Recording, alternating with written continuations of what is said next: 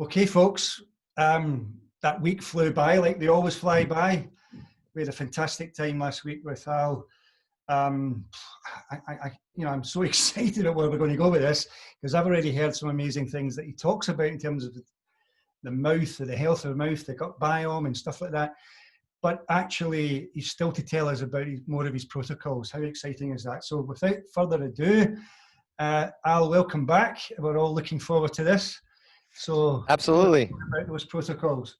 So we talked about my diet and the importance of it, and I think that's a very critical element. But the second element is almost as critical, maybe even more critical. It's hard to judge, but it is the health of my gut, because everything really emanates in the gut. 70 to 80% of our immune system are in the lining of our gut, with the epithelial cells and all these other things going on. So we need to have a very healthy gut, which includes maybe 38 trillion microbes, bacteria plus stuff, which is interesting because we only have 30 trillion human cells. So if you're looking at who we are, we're more bacterial than human, which is quite impressive. Wow. So most of these bacteria live in the gut, in the small, especially the large intestine, and they have huge, numerous functions. If we were to sterilize our gut with antibiotics, which we could theoretically do, we would die, because we need their function. This is the way we've evolved. It's not because of a chance happening. It's the way we evolved. Certainly, I think there's a higher power that put all this together. I couldn't figure this out on my own for sure. So that gut microbiome has to be in balance. There are thousands of species in our gut, called the microbiome, and they are living in harmony. In your neighborhood, you've got all kinds of people, different colors, different sizes, different sex, different personalities, but they're all living in a friendly environment. Unless one goes crazy and gets out of whack, you're all in a state of what's called homeostasis. Yep. Well, the bacteria in your gut, this garden of living structures that are not human cells, live in a balance. But individually, some of them are highly pathogenic. They could be, in its own right, devastating. If it were to overwhelm the rest of the gut microbes, yeah, it would kill you. But in their controlled state of their existence, they serve a purpose in this friendly garden of bacteria. So it has to be maintained. How do you maintain it? Well, number one, you only have to give it the nutrients it needs, which would be a healthy diet, kind of what I'm eating now. yeah. But also you have to avoid any toxic or stressful elements that could damage it. So it's not just bad food, although bad food will definitely destroy your gut microbiome and throw it out of balance, making other bacteria overgrow and become then pathogenic and create disease, and I'll explain how this disease process works. But there are other things that change the gut microbiome, like the chemicals in certain foods and soils that we're ingesting and breathing in our body from the air. It includes certain dirty electromagnetic fields that literally damage the cell walls of your own cells, but also the bacteria. A lot of prescription and even over-the-counter drugs affect this. Stressful environments, like being emotionally stressed or worried constantly, even if your gut is totally healthy, will affect the lining of the gut, damaging the gut lining and creating all kinds of problems. If you exercise too aggressively, you'll create oxidative stress in your body, which is damaging. If you don't exercise enough, it's damaging. If you sleep improperly, you only sleep a couple hours a night, or you're constantly awakened at night because of noises and lights blinking. All of this interruption to your normal rhythm called circadian rhythm of falling asleep and waking up damages your gut. So there's so many factors, but whatever factors are there, you need to avoid those or eliminate those to your ability and allow these microbes to live a happy life. Yeah. But most of us have what's called dysbiosis. That's this disease or overgrowth of bad bacteria for a variety of stressful environments, like I just mentioned. So what do you do about it? Well, other than trying to eliminate these stresses and eating a healthy diet, you need to repopulate the good bacteria in your gut. So how do you do that? My protocol does that. And basically, it's not something I created, but I've kind of worked it through. I take a variety of probiotics, prebiotics, and a few other elements to support my gut, and I'll tell you each one and why I take it.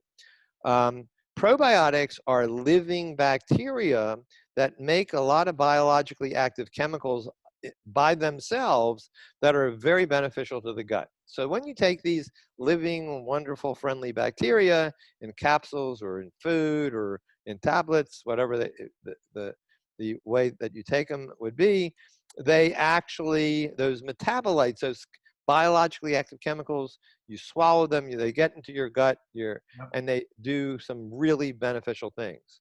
However, most of these probiotics, which are either lactobacillus or bifidobacteria species, which are very, very healthy and they live in the gut, when you eat them, ingest them, they first have to go through your stomach, and that acid in your stomach kills them completely. And if it doesn't kill them, then the duodenum, where the certain other acids exist, bile acids, will kill them. So the living bacteria play no function in the gut, but their metabolites, which they've already created, get into your gut because they're resistant to the acid in your stomach and do a lot of good things. That's not the probiotics I take. What I take are called spore-based probiotics. These are natural living bacteria in rich, dark, organic soils. They come from animals that defecate, and they are actually enclosed in a casing, which is called a spore. And they are resistant. They sit in the soil. They don't grow in the soil. And they get on plants and animals that you're eating or whatever. And in those days of long gone by, we eat spores constantly, and it gets into our gut and does great things. So the spores actually are resistant to the stomach acid. So not only do they produce all these wonderful metabolites, these biologically active chemicals that's very necessary for your gut, they also can regerminate in the gut because they're not killed in the stomach acid. So the beauty of spore-based probiotics and their specific bacillus type species, the beauty of this is that when they get into your gut, they regrow, and they not only produce their own healthy types of bacteria, they encourage the rest of your bacteria in your gut to actually diversify, to increase their quality and quantity, so you start developing a more natural microbiome. Your microbiome is as unique to you as your fingerprint. So I can't tell you I'm going to give you one species of a bacteria that's all you need to get you healthy. It doesn't work that way. But spore-based probiotics serve certain purposes, but they stimulate your own bacteria to grow in numbers, quality, and quantity, like I just said, that supports this makeup of your microbiome, which is what you are. That microbiome established itself when you were 2 years old, and it will stay the same, changes slightly, especially as you get older, but it's basically that same microbiome that is you. So I do spore-based probiotics to support that. I do certain types of prebiotics, which actually are oligosaccharides, and there are a lot of different fibers, which are prebiotics, but these are the food or some of the food of the microbiome. And so oligosaccharides support a lot of the good or better types of bacteria, and they don't support or irritate the gut lining that some of these very caustic fibers that cause a lot of bulking and mucus and all kinds of irritation in your gut provide. So I take that. I take also what's called immunoglobulins. These are proteins that actually are beneficial in that they kind of suck up some of the toxic elements that the gut normally produces, called lipopolysaccharides. It's just Yeah. a fancy name for the cell wall of dying gram-negative bacteria, but it's very toxic to your body if it gets out of your body into your bloodstream. Right. Generally, if you're healthy, it can't do that. It goes right through your rectum, out your anus, but sometimes it can get into your bloodstream, as I'll mention, and just to make sure much of that excess is sopped up, lipopolysaccharides does a good job. I do that, and basically by doing these things, I support not only the microbes in my gut, but between the microbes and the epithelial layer, which is the barrier to the gut, there is a thick mucus layer, which is very critical, and it's very important to make that healthy. And doing these things makes that layer healthy. It protects the epithelial barrier. Now, that epithelial barrier is the lining of your gut. Yeah. And that lining is only one cell layer thick. And its purpose is obviously to keep everything inside the gut until it's ready to come out. So the inside of the gut is not really inside of your body. It's still external to your internal workings, because from the mouth to the anus, this long donut tube is external to your body until what's in it leaks into your bloodstream. So how does it leak into your bloodstream? The one cell layer thick lining of the gut actually, these cells touch one another like hinges on a door. But those little contacts called tight junctions open a little bit and close back to allow proteins that have been fully digested to leak into your gut bloodstream. Now, some of these nutrients can get into your cell lining and go out from the other end, or they go through these little junctions. Yeah. Unfortunately, when you have gut dysbiosis and lots of disease and inflammation that's starting in your gut, it causes these openings in the cells to open too wide for too long a time. Yeah. And some of the junk that's in the gut now can flow through these holes because they're bigger, and they get into the bloodstream, and they create a significant inflammatory reaction from the immune system. And why does the immune system create inflammation? That's the way you heal. You have to have inflammation.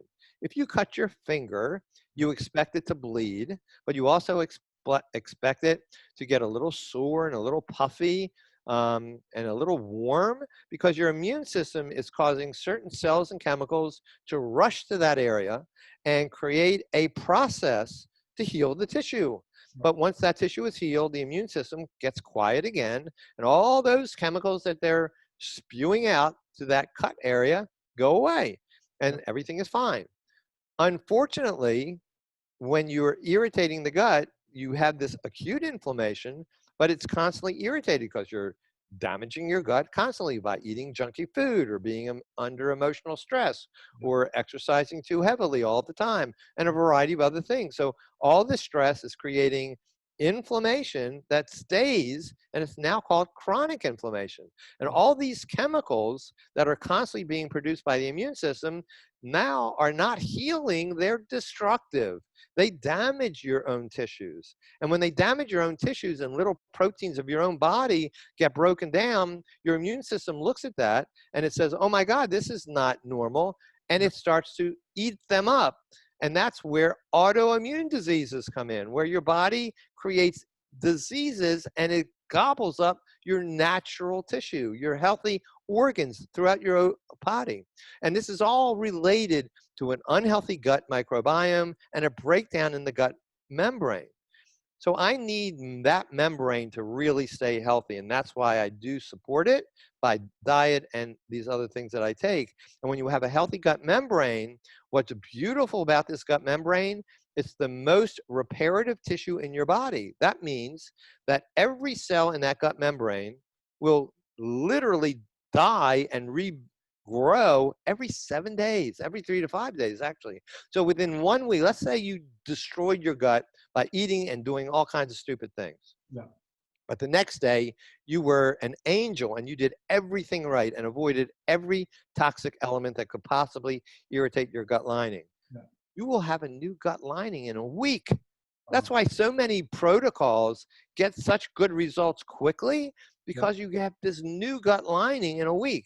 Now, things that have leaked into your bloodstream that have created antibodies from the immune system, you're going to have to deal with, and you could still have disease. And if you keep irritating, then that healthy gut lining continues to stay unhealthy, and you'll always have this chronic disease. And this chronic disease helps cancer cells to grow. So I need a healthy gut lining and a healthy gut microbiome. So that's my second protocol.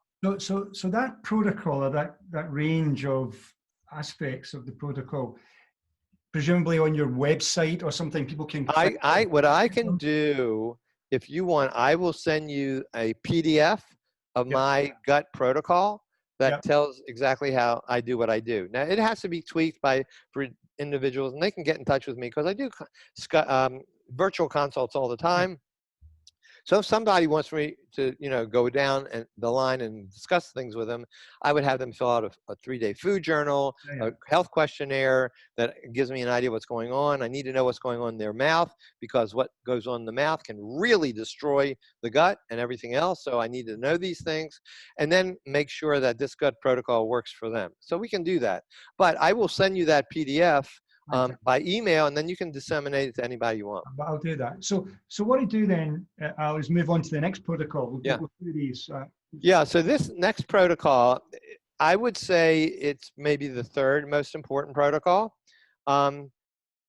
Cancer is a disease of metabolic dysfunction, which is what I've discussed with nutrition, but it also is a disease of mitochondrial dysfunction.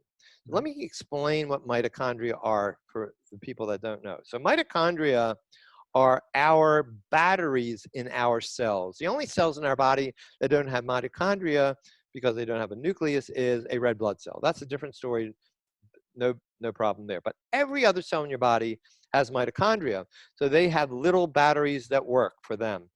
It's like if you had a flashlight, and you wanted the light to shine, you have to put these batteries into the flashlight and turn it on, have a bulb, and you'll see the light shining. But if you keep the bulb, the flashlight turned on, over time, it's going to dim, and that's because the batteries are weakening, and eventually it's going to stop lighting because the batteries are dead. So those batteries are basically the mitochondria in your cells. Some cells have a couple hundred mitochondria in each cell. Other cells in your body that need a lot of energy, like your heart muscle, actually have thousands of mitochondria per cell. So you've got all kinds of batteries going on all around you. You are an electrical being, not anything else than an electrical being. So these mitochondria are critical, and when they dysfunction for a variety of reasons, they can tell the cell or not allow the cell to do normal things, and that's why malignancies can start. So cancer is a disease of a misfunctioning of these mitochondria. There are some ways to improve the cell membranes as well as the mitochondria by different types of human cell frequencies that generate what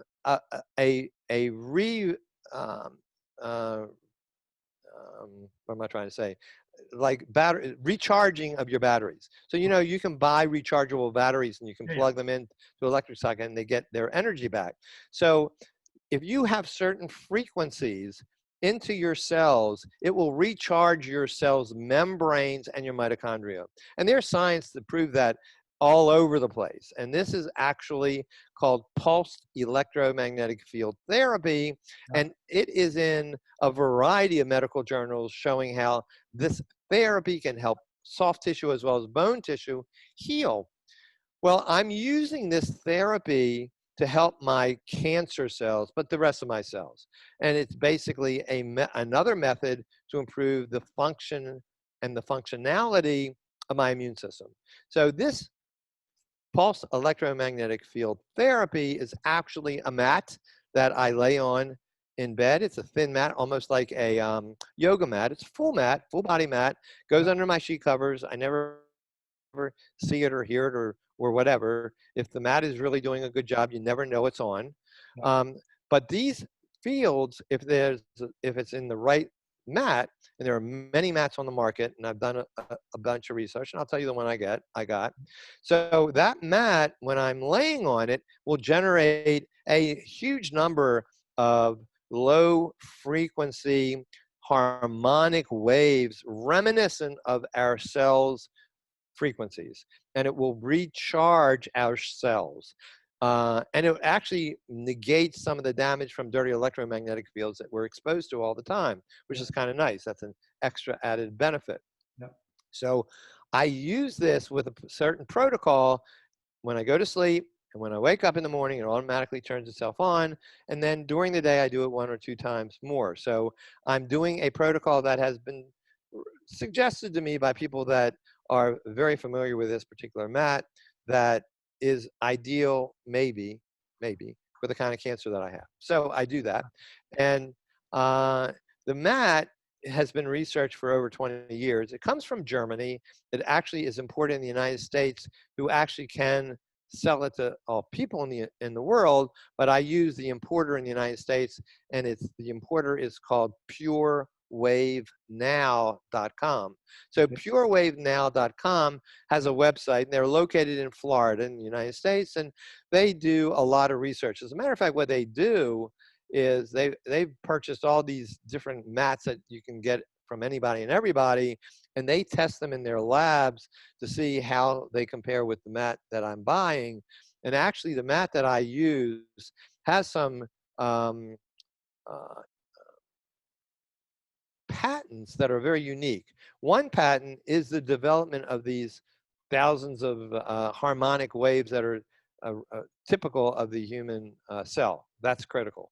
The other patent is that all pulse electromagnetic devices generate dirty electromagnetic fields as well as the good ones.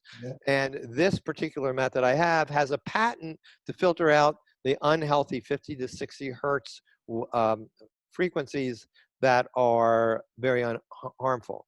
The other thing that they do is the way they generate and repair the cell membrane, they have a patent for. So these 3 patents, I think, are critical from a biological standpoint. That's what I bought the mat for. And so I'm very excited about that. And that is a very important protocol that I use. So those 3 protocols are probably the most important. Another protocol that I use is that I do take some herbs that have been described to support specifically my immune system. So I'm supporting my immune system, my diet, with my gut microbiome, and with the cellular repair from the pulse electromagnetic field therapy. But I'm trying to enhance as best as I can the rest of my immune system. And there are some herbs that I take, if I can remember. Ashwagandha, I take astragalus, I take echinacea, and I take Korean ginseng. And I don't take them in tablet form, because what I found out in the days when I was taking all these supplements that I don't take any longer, I found out that these supplements, number one, basically are synthetic. The herbs are not, but they were synthetic, but they had all kinds of chemicals to compound these capsules and tablets in the form that they were given. And when you were taking all these supplements, not only one supplement had too much junk in it, but now times 80, I was putting all kinds of bad things in my gut that I didn't want to. So when I do herbs, I do the extracts. These extracts are really the pure herb. They're extracted with an alcohol base, which may or may not be an ideal situation. What I generally do is when I get ready to do the extract, I pour the amount that I'm going to take during the day in a glass, and I leave it sit for several hours. So most of the alcohol, I think, evaporates. So I'm not getting all that alcohol. And then it's theoretically, from the papers I've read, I can't tell you I feel a difference, but from the papers I read, supports the innate and the adaptive immune system cells, which Yeah. I think in my way of healing is important. So those are the 4 major protocols. There are other protocols that include stress reduction, relaxation techniques, exercise that I do. Those are important, but certainly are not as critical as the others that I just mentioned. And they're all in my protocol, and I can send that to you also. Please do. Everyone will love to look into Yeah, that. I can send both of those. Yeah, at various times I've been involved in lying on mats, and I've involved other people in that as well. But that's so I understand that and would be open to that. Could we now, because again, time is just flying by, I can't believe it. Could we talk about the mouth stuff? Because, you know, oh yeah, let's get into it, because this really ties in together of what I've already said. Yeah. So the gut is the center of everything. Over 2,000 years ago, it was said that all disease starts in the gut. Hippocrates said that about 2,000 years ago. Yeah. And many people have questioned that, but I think that he's pretty much right on with that. Yeah. So the reason that everything starts in the gut is really the microbiome has to be healthy to make the epithelial barrier of the gut healthy. And that's where the problem lies. Because if you have this epithelial barrier breaking down, which is colloquially called a leaky gut, Yeah. you have stuff pouring into the bloodstream. The immune system creates its inflammatory chemicals that are flowing in, but some of these toxic elements in of themselves are very unhealthy, and it creates a disease called metabolic endotoxemia. It's just a very toxic disease that the body, it could kill you if it were to get too extreme, if your body couldn't repair it or you couldn't heal it from it. So these infectious and inflammatory things that are going on in the bloodstream flows throughout your body, and it flows to every organ system, into your brain, into your heart, into your liver, into your kidney. All these organs can break down. So cardiovascular disease, diabetes, Parkinson's, multiple sclerosis, Alzheimer's, all of these chronic diseases and other autoimmune diseases like Hashimoto's, all of these are related to this breakdown in the gut barrier, including dental disease, because the mouth is part of this continuum of chronic inflammation that goes through the body. So let's look at the mouth. The mouth has up to 700 species of bacteria and other living creatures, and every human being may only have 200 or 300, but it is one of many of as many different species as 700. So the mouth is a garden unto itself that's homeostatic, just like the gut. Yep. And everybody has dental plaque. You know what this is? This is a biofilm that surrounds the tooth and the gum. Well, I'm going to tell you that's going to blow you away, and that is dental plaque is healthy. Wow. Until it's not healthy. Yeah. Yeah. The worst thing you could do is to remove this dental plaque 24 hours a day, 7 days a week. It is a biologically healthy biofilm. It's there for a purpose. And here's the purposes. 3 purposes. Number 1, the dental plaque, this film of bacteria that is made up of all kinds of individual guys and gals, some of which are highly pathogenic if they overgrew, but they're very beneficial in their overall composition state. Yeah. Basically, the dental plaque is the gatekeeper. When your saliva is loaded with minerals and nutrients and all kinds of goodies, and you salivate 24 hours a day, 7 days a week, less when you're sleeping than during the day, but you still have this fluid flowing from your salivary glands, this saliva, and all the minerals in the saliva have benefits to the surface of the tooth. And how can it get there? Well, it literally goes into the dental plaque, and the dental plaque kind of dictates how it is being used on the surface of the root. That's one purpose. The other purpose is this garden of bacteria in the dental plaque, this wonderful biofilm that you should never remove in a healthy state, actually has, it produces hydrogen peroxide, which all actually kills all other pathogenic bacteria in the mouth that try to get into the tooth gum margin. So that is a critical factor of the dental plaque. The other critical factor is it has chemical buffers so that the acid level doesn't drop too acidic to cause tooth decay. So those three things are critical for the dental plaque to do for that very susceptible gum tooth margin. Don't forget, the tooth is a hard structure that's piercing the skin of the gum. There's no other place in the body structure has an opening into your body. Wow. And it has to be protected. Yeah. And nature, Mother Nature, God, whatever you want to call it, has created this healthy biofilm. So why do you want to go to the dental hygienist and have her clean your teeth to the bare surface of the tooth root, removing the dental plaque? And if she did that, that's okay, only because the dental plaque will form every 12 hours. So it's not a big deal. But then she or somebody will tell you you need to use this toothpaste that will kill the dental plaque so it will prevent it from forming, like xylitol and other chemicals and a variety of essential oils and other things that kill all these bacteria. Then you will devoid yourself of this protective biofilm.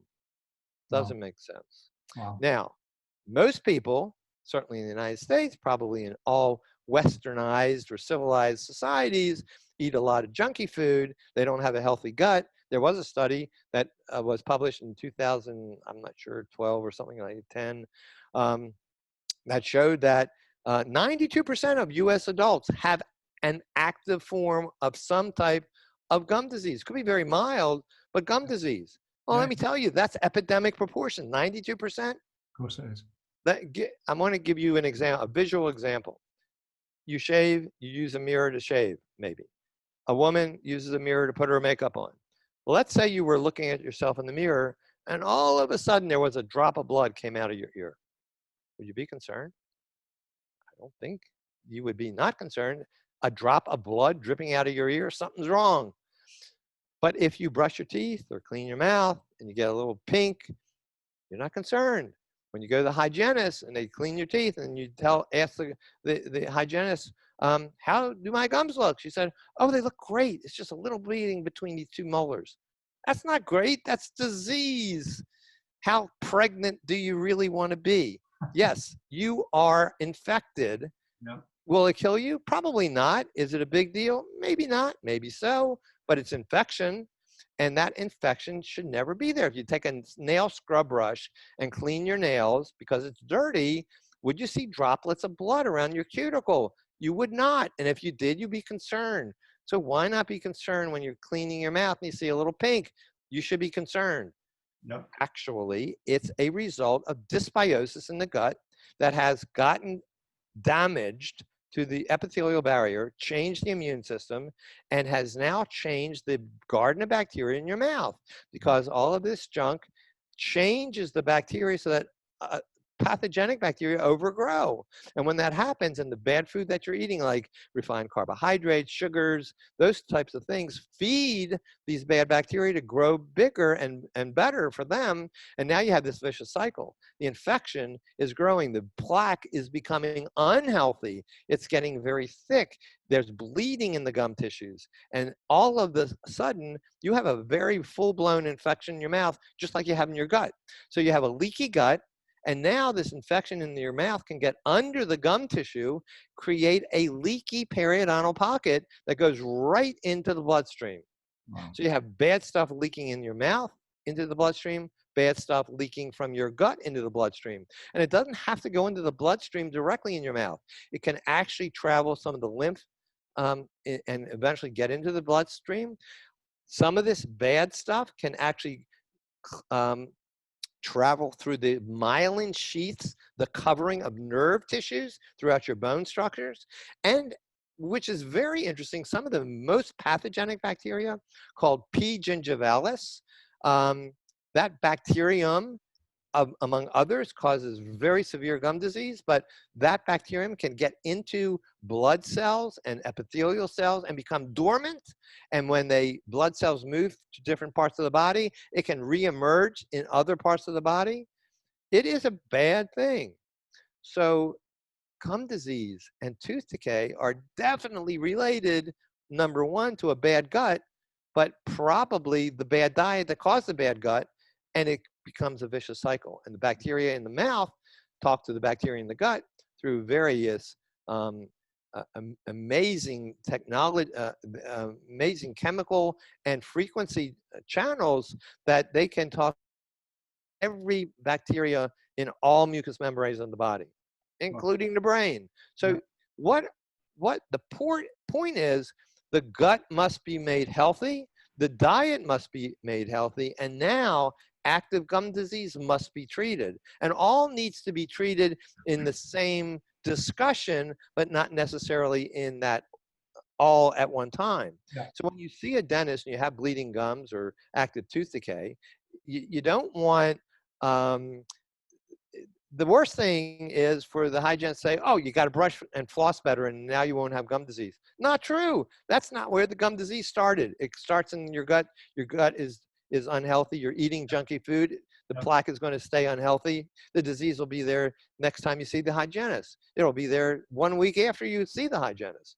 So that's not the answer, although good oral hygiene is important. What the answer is you have to stop this infection. So if you have an acute infection, a lot of bleeding, a lot of swelling, the dentist, who certainly, hopefully, is more biological, and I'll mention something about biological dentistry in a moment, needs to explain to you, you have to clean your mouth properly, number one. Yeah, that's important.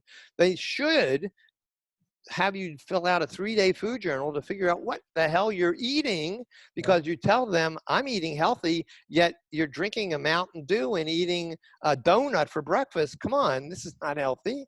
And then they also have to talk to you about your gut. They have to explain why the gut needs to be made healthy. And you don't have to have a million tests to tell you that your gut is unhealthy. The bleeding gums tells you that your gut is unhealthy. Here's what you need to do. So you need to get a regimen to restore the health of your gut and change your diet. But absolutely, you need to treat this active acute infection. And the way to do that is a proper cleaning by the hygienist and or the dentist, maybe a deep type of cleaning called a scaling and root planing, maybe certain types of therapeutic medicines that are only going to be used for a week to 10 days. Unfortunately, they may kill good bacteria as well as bad bacteria. So that's why you have to start repopulating your gut bacteria. Sometimes when the disease is so deep under the gum in the bone, you have to use surgical procedures like certain lasers that I use to not only kill the bacteria that is overgrown tremendously, but actually stimulate the bone to grow back. There are technologies today that we can literally regrow all this damaged, a lot of the damaged bone, and make things very healthy. But you have to think of that in terms that your mouth is not an island unto itself. Just treat the bacteria in the mouth, and the end of it, it's not going to solve the problem. You have to treat the bacteria, you have to treat the diet, you have to treat the gut. And if your dentist is really aware of that, that's great. Now, what I just recently did, the International Academy of Biological Dentistry and Medicine actually honored me by making the chair of the periodontal department in their organization. They wanted me to do some writing and teaching materials. So I created a course. Wow. That is the first course that they will offer what's called a certified biological nutritional dental professional certificate, designation. And this is a course, it's a 1.5 hour recorded course. I wrote it and recorded it. And I wrote all the study materials that anybody that registers for the course through the IABDM, and I can send you a link to that too, that they will register for it. It's for dentists, it's for dental hygienists, and for all dental staff to educate them in everything I am talking to you about. And this is the first course ever in the United States and in the world that relates biological dentistry and nutrition and the gut in the way I've just described it. Nobody has done this as far as I know. So this is all original, but the research is not original. I've done the research. I just put all the dots together to make sense to me, just like I created my cancer protocol. So that's fantastic, and congratulations. You must be really Well, proud. it's fun. It's wonderful. But so in terms of the layperson here wondering about their mouth, and I heard you talk about toothpaste and stuff. Can you tell us what you would recommend we all do? Sure. With our mouths? Yeah. So I'll send you this too. It's in a little PDF. How to clean your mouth. Yeah. You might think that you know how to clean your mouth. I thought I knew. I didn't really know until after dental school and years after practice. So it doesn't come to you naturally. Number one, you need to realize that animals in the wild don't go to the dentist. They don't brush their teeth, and they don't have tooth decay or gum disease. How is that possible? Our animals, domesticated animals, have tooth decay and gum disease. If you have cats or dogs, you know you have to go to the vet and they have to clean their teeth because some of them are falling out and their breath stinks and they have skin rashes and all kinds of stuff. But the animals in the wild don't. Why? Take a look at the dog food and cat food labels. The first 3 or 4 ingredients are grains and all the foods that are processed that are damaging to these animals' guts, creating gum disease that they never evolved to have. No. If you look at our primal ancestors' jawbones, you'll see lots of tartar, which is actually soft plaque that has calcified. But for the most part, there's no damage in the jawbone. For the most part, there's no tooth decay. There's lots and lots of plaque that mineralized. Why is that healthy? Well, because it was healthy dental plaque. They didn't have the junky foods or the processed foods or whatever. So we do have an unhealthy society, and we should be cleaning our mouths every day. And there are ways to do it without stripping the plaque off 24 hours a day, 7 days a week. So you need to brush with a soft bristle brush at the gum line, horizontally, scrubbing it gently horizontally. You could use nothing more than filtered water. Toothpaste is totally unnecessary. You know, toothpaste have all kinds of minerals and chemicals and whatever. Well, I can tell you the minerals that are in toothpaste have no influence in the mouth. You're only in there for a few seconds, and the gatekeeper of the minerals that get into the root surface come from the saliva 24 hours a day, 7 days a week. These artificial chemical minerals are not biologically active. They have a hard time, if any, to get through the dental plaque to do what they have to do. Sometimes these biological toothpaste have binders that bind to minerals, which is terrible. It's like bentonite clay and activated charcoal. You don't need these things. As a matter of fact, toothpaste is irrelevant. All you need to do is take the toothbrush, dip it in a little water. If you want something, you can dip it in a little bit of coconut oil and a little bit of baking soda and then clean your teeth. Why is it okay? Well, the coconut oil, you're only using it in for a minute or two. And the coconut oil, although it's antimicrobial, antibacterial, antiviral, it has very little effect in that regard. It just is a sticky thing that holds the baking soda. And the baking soda is a neutral product. It has a neutralizing effect to acid. It has a little bit of a polishing and cleaning effect, so it will remove some of the superficial stains on the teeth. It's great stuff, and it's not going to irritate the gum if you only use a little bit on the toothbrush. So that's how you brush your teeth, the gum surfaces on the cheek and the tongue side. Now you have to clean in between the teeth. You can use dental floss just to clean fibrous food that gets between the contacts of the teeth. But you don't want to take the floss and floss under the gum, because if you do that, you tend to saw it and cut the gum and create clefts that create other problems later on. So you don't want to floss under the gum.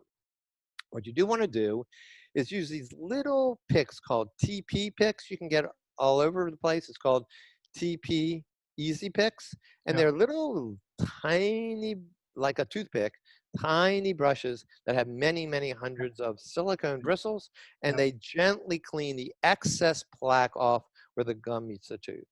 If Okay. you're using those and you see any bleeding whatsoever, especially in the back teeth, which is where you probably don't clean as best as the front teeth, it tells you you have gum disease. Yeah. Get to a good dentist, a biological dentist that can give you some direction and see how deep that infection is. If it's superficial, changing your gut microbiome and changing your diet will take care of it without any interactions from the dental team. So you can make your mouth healthy by eating healthy and making your gut healthy. The other thing to clean is the top of your tongue. The top of your tongue has quite a number of what's called gram-negative bacteria. They're there for a purpose. I'll tell you what that purpose is in a moment. But it also, when it overgrows, creates 80% of the bad breath that you have, Yeah. that a person may have. So you can clean that excess bacteria off the tongue by taking a spoon, inverting it, going all the way back to as far back on the top surface of the tongue that you can before you gag, and then pull it forward, scraping the tongue, and you'll see on the inside of the spoon a milky fluid that develops, and that's the broken down food particles, the decaying particles, and some of the excess gram-negative bacteria. Obviously, throw it away. Do that 2 or 3 times at a moment, and do it first thing in the morning, last thing at night. These bacteria on the tongue are so important because it's part of another biological pathway called the nitrate, nitrite, nitric oxide pathway. It's Yeah. kind of geeky, but here's the thing. When you eat certain foods that have natural nitrates, it gets into your bloodstream and maybe 60% gets absorbed by your salivary glands. And when you salivate, the saliva incorporates this biologically active nitrate. Yeah. That biologically active nitrate then reacts with the gram-negative bacteria in your tongue, and it changes the chemical composition to what's called nitrite. It's a necessary chemical process. Yeah. It won't happen if the gram-negative bacteria are not there, but they're always there unless you destroy them. And then when you swallow your normal saliva, like everybody does, that nitrite gets into your system and eventually forms nitric oxide. Now, nitric oxide is critical for your heart health. It's critical for other soft tissue like the gum tissue, but it also is critical to maintain your blood pressure. There was an article that was written a couple years ago by a group of cardiologists that was talking to other cardiologists, and it said, you know, if your patient needs a blood pressure medication and you have them on a blood pressure medication and their blood pressure is not going down as it would be expected to go down, make sure your aren't on an antimicrobial mouthwash every day, because antimicrobial mouthwashes kill all the good gram-negative bacteria in your tongue. You may have sweet smelling breath, but you will not process the nitrate properly. You'll never develop the nitric oxide, and that will raise your blood pressure. Yeah. Antimicrobial mouthwashes are totally unhealthy daily. They're good if you have a disease therapeutically. You're going to use it in your mouth for a week to 10 days, and then that's the end of it. But other than that, it would be a terrible thing to do daily. I heard you. I don't recommend any mouthwashes ever. Yeah, I remember. Daily. And one of the things you mentioned though was using honey as a toothpaste. Oh, so here's another beautiful thing. Honey. Most people think honey is sugar. Well, there's sugar in honey, but there's also over 200 biologically active chemicals in honey. It is amazingly healing, and it does not cause tooth decay or gum disease. As a matter of fact, it's healing tooth decay and gum disease. You can literally, and these are studies published in many, many journals that you have to seek out. It's not there in your dental office, obviously, but this honey can be used as a toothpaste. Now, Yeah. it has to be real honey, raw honey, not processed. Yeah. A lot of the research is done on Manuka honey out Yeah. of New Zealand, because the Manuka honey has some interesting chemical qualities, but other local honey is also advantageous. And honey can be used for sores in the mouth. If you have a sore area, you can swish a little bit, maybe a 1/4 teaspoon to a 1/2 teaspoon, swish it around your mouth for a while, swallow it, do it quite a number of times a day, if you have a cut on your arm that doesn't seem to want to heal, or you just want to make it heal faster, put a little honey and put a bandage on it, like you would a salve of some type, or an ointment, and it will heal beautifully. You can wash your hair with honey. It's humectant. It actually helps restore the natural softness of your hair. You can wash your skin with it.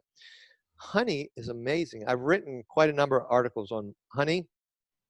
And if anybody went to my website, there's a search icon, and you can just type in a word like honey, and maybe 6, 7, 8 articles that I've written about it. And I always have peer-reviewed research links to support the science behind what I'm writing.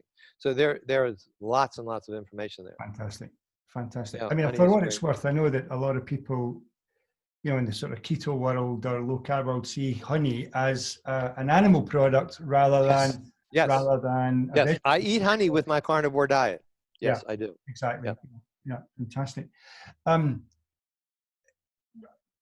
Time is kind of pushing on, but is there anything else you think? I mean, given what we talked about with COVID-19, what my original reason for doing these interviews, and longevity, you know, I've got this notion, my brand is Mindstore, and I got this idea of Mindstore Centurions. We live to 100, you see, healthy, physically, mentally. So with that in mind, what would you recommend for the COVID thing and for longevity? Well, without a doubt, the COVID thing is a factor of our immune system's ability to function properly. Yeah.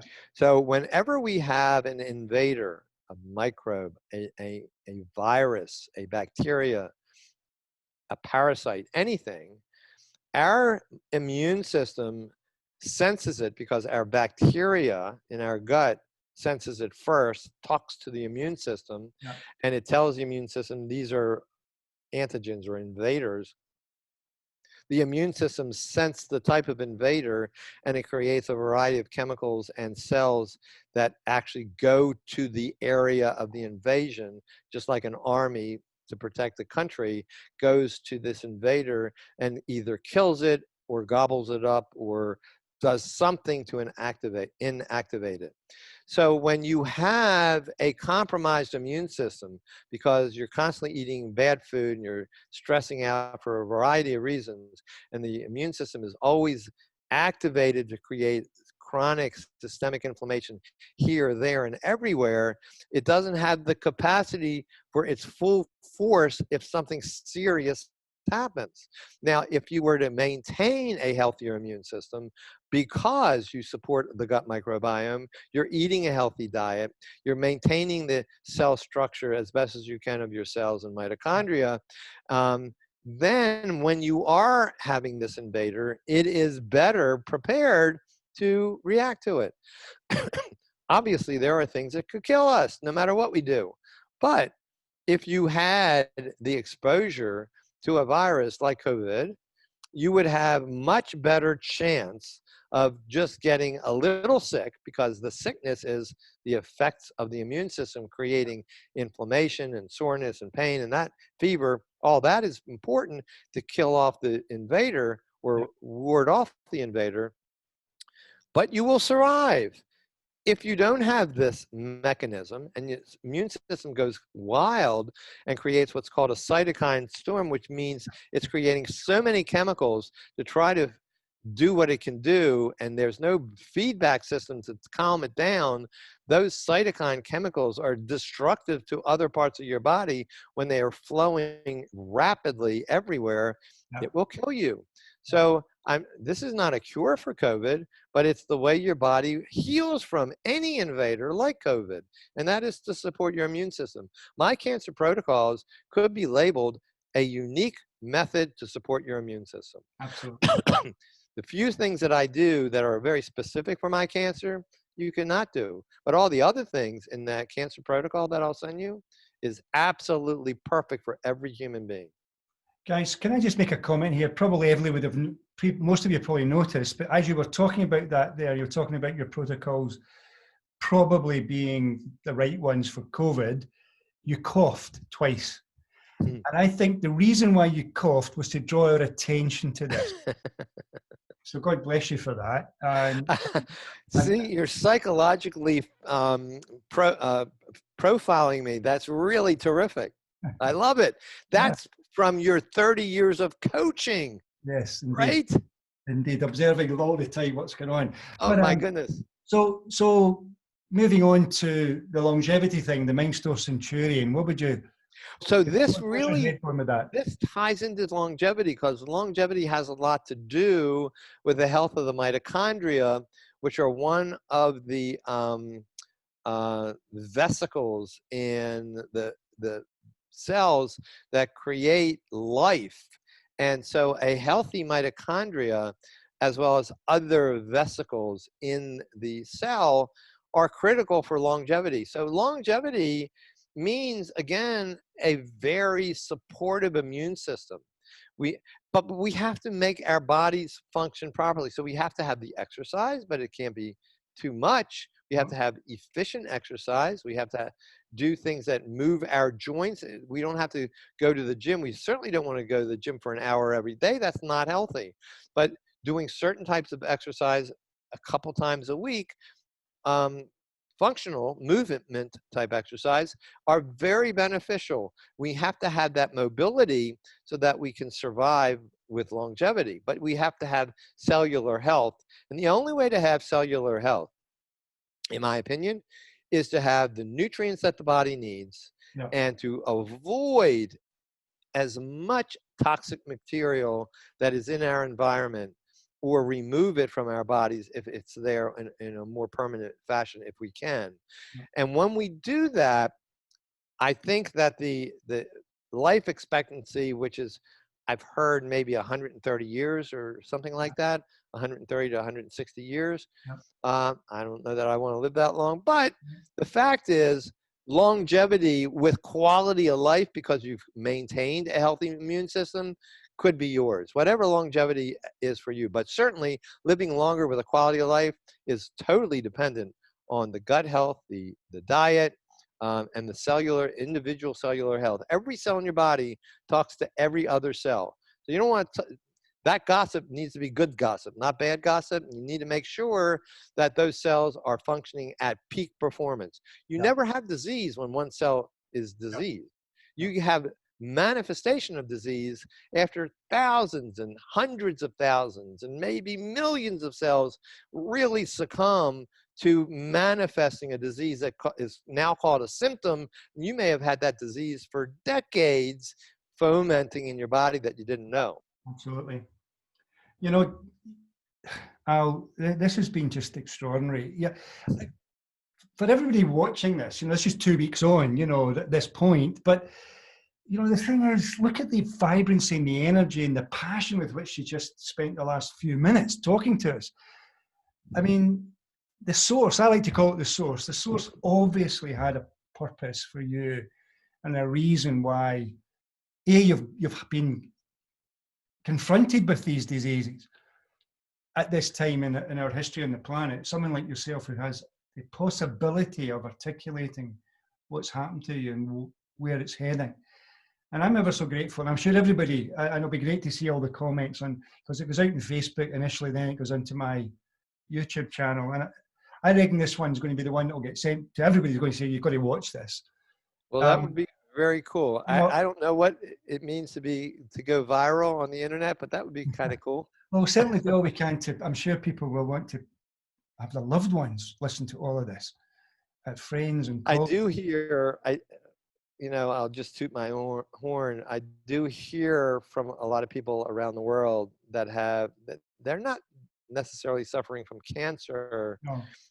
They have friends and relatives that have heard me or read something that I've done, love my story, but obviously want me to share, which I do. I mean, I have no problem sharing my stuff. I know a lot of guys and gals that tell you what they think they know, and for X number of dollars they'll send it to you, and then the stuff that they talk about, in my opinion, is not what I would say is designed for the human being. No, naturally.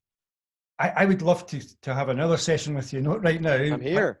I'd love to have the more esoteric conversations, and I guess also the people who will watch this will be interested in that too. So I might get in touch with you in a little while's time and see if we can have that call. That'd be great. I'd love to talk about life after death and life between lives, The and guys give will you some love it. quotes of You know, my sources. you know, you talked about the microbiome being like it's unique to you. It's like your thumbprint. We had a business astrologer on here about 6 of the shows ago. Oh, wow. You know, my wife's an astrologer, and you know, our birth chart is also that thumb.